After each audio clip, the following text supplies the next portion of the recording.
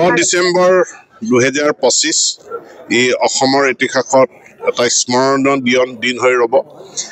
অন্য শ্বহীদ দিৱসতকৈ অন্য বছৰৰ শ্বহীদ দিৱসতকৈ এই বছৰ ব্যতিক্ৰম এইটোৱেই, প্ৰায় 170 কোটি টকা ব্যয় সাপেক্ষে গুৱাহাটীৰ বৰাক গাঁৱত নিৰ্মাণ কৰা শ্বহীদ যি স্মাৰক ক্ষেত্ৰ তাৰ আজি শুভ উদ্বোধন কৰিলে।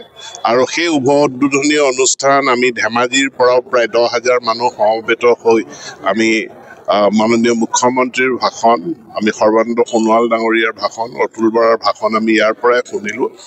আৰু আমি ইয়াতো শ্বহীদ প্ৰণামো তোমাক এই গীতটি সমস্বৰে গাই এই 860গৰাকী শ্বহীদলৈ আমাৰ শ্ৰদ্ধাঞ্জলি জ্ঞাপন কৰিছোঁ।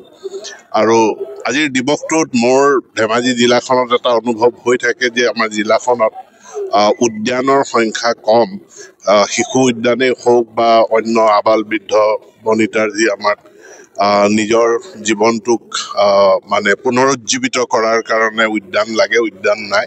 গতিকে আজিৰ দিনটোত আমি সংকল্প লৈছোঁ যে ধেমাজিত আমিও এখন শ্বহীদ স্মাৰক উদ্যান নিৰ্মাণ কৰিম, য'ত স্মাৰক গুৱাহাটীৰ যিটো স্মাৰক তাৰ এজ ইট ইজ একেই এটা ক্ষুদ্ৰ সংস্কৰণ আমি প্ৰতিষ্ঠা কৰি